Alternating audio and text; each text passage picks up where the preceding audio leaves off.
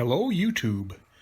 Well, it's summertime and everyone's making hay, including me. So I thought it might be kind of interesting, since I've been making hay here for almost 50 years, to look back on how I've cut hay over the past almost 50 years. To start at the beginning, when I bought my farm from my grandparents in 1976, the farm and the machinery on it, I found myself the proud owner of an international, I believe it was a 230 swather. I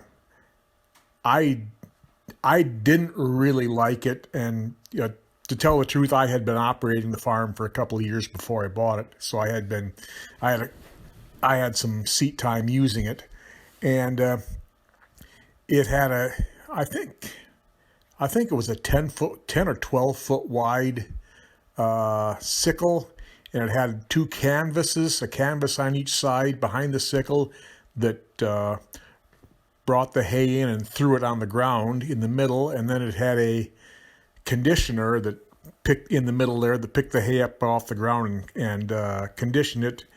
And the conditioner was kind of prone to plugging, and I don't know.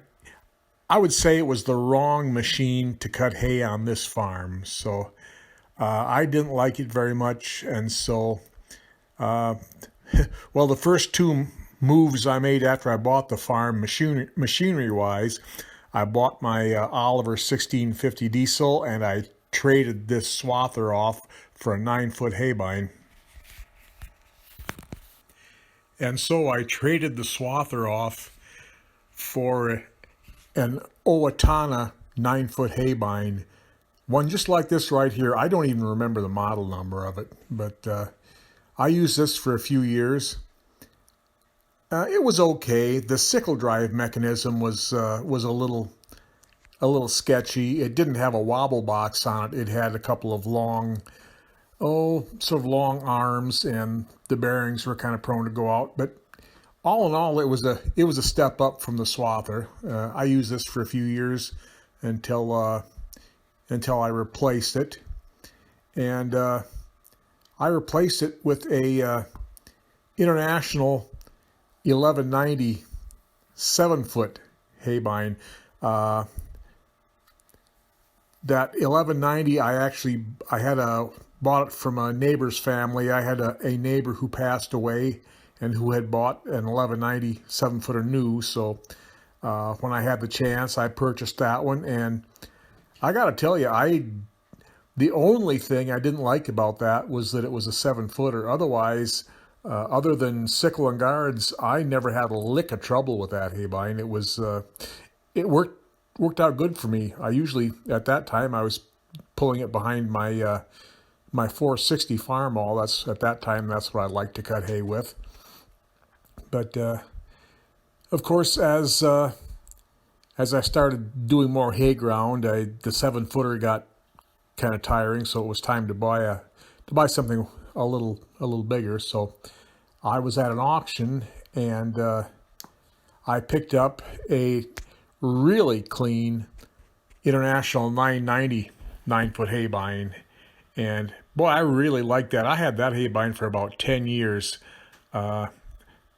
In my opinion, the 990 International was a really good hay bine. I would, in my opinion, I would say it was every bit as good as the contemporary models from John Deere or New Holland. I just think those are a darn good hay bine.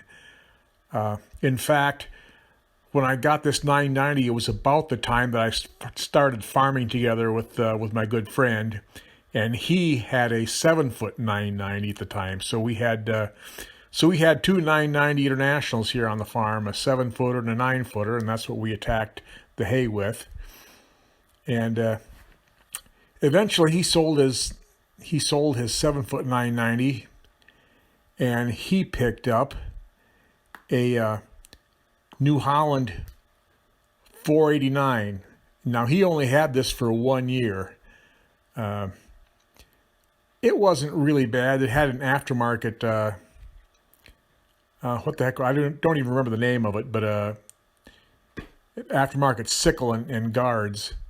But at this time, we were making well over 200 acres of hay, and some of the hay ground we had some really fine, really thick grass, and we struggled with that one year. And so he was determined that he was going to buy a disc bine, and so he traded off that 489 for a new idea 5209 disc bine, and we had this around quite a while. I used it and he used it, and so for a while we had this disc bine and the 990 International around. And the 5209 wasn't too bad a disc bine. I think it did all right. We did have one major problem with it, and I'll try and circle that right here. I was out cutting with it one day, and the frame, right where the turnbuckle attaches to it there in the middle, actually broke pretty much in two. It was just hanging on by a thread. So yeah, that was a pretty major thing. And so I took everything off the frame, and I didn't feel like I had the facilities here to get everything lined up and welded straight. So I took it to a welding shop that I trusted, and they welded it up. And I did notice on later model 5209s, they did actually have the frame reinforced at that spot there where the turnbuckle goes on it. So we probably weren't the only one that happened to. And then of course I eventually traded off didn't trade off, but I sold the 990, and I purchased this 8309 Case IH disc bine that I still have and that I use today. I think I've had this about 8 years now, and it's been a pretty good machine.